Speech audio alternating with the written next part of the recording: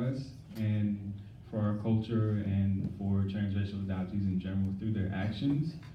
But there are also more subtle ways that my moms were able to do that as well. The story that sticks out to me is when I was 5 years old, I was about to go to elementary school, and I learned to read at a much later age than my peers did. I learned to read first grade level books, second grade level books, when I was probably a grade ahead of those kids. And at the time, there was a teacher in my school who suggested that we go to a specialist so I could be tested for learning disabilities. So we went to the specialist, and I didn't test that well on these specialized set of tests that she gave me.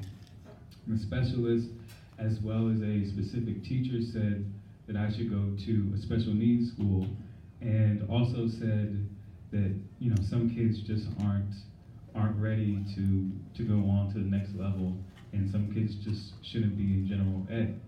And my moms disagreed with that and made sure that not only did I go to general ed school, but that I worked with a teacher who would also become my advocate, who worked with me every day after school reading.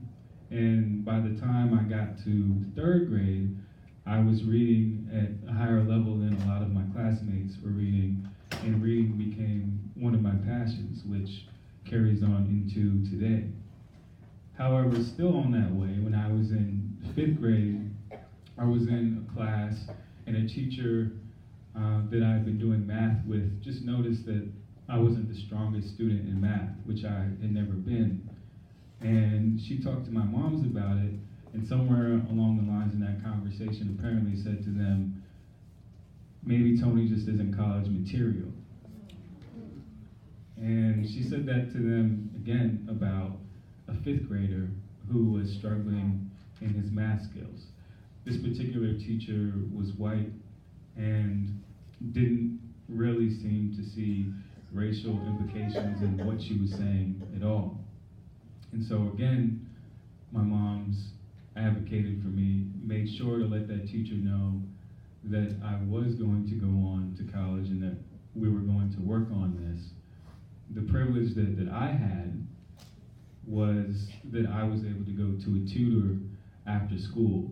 And with this tutor, I was able to go over some of these gaps in my math skills. And while I didn't become the best student in math ever, I was able to get along just fine in high school and do just fine on my SAT scores as well. And then in grad school, again, do just fine on my GREs in general, even though that doesn't involve math, but it does involve analytics and testing as well.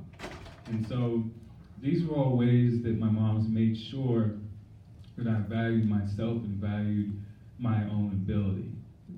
My mom didn't tell me about what my fifth grade teacher had told me until I was in college. But she made sure to tell me that I could do anything that I put my mind to. And that was helpful to me because while that teacher didn't tell me outright that I wasn't college material, she did tell me that in her manner of speech toward me, in some of the ways that she went about responding to me in class about my assignments, and also about the general just indifference that she showed to my learning ability in general. So all those things were very helpful for me to internalize in that way.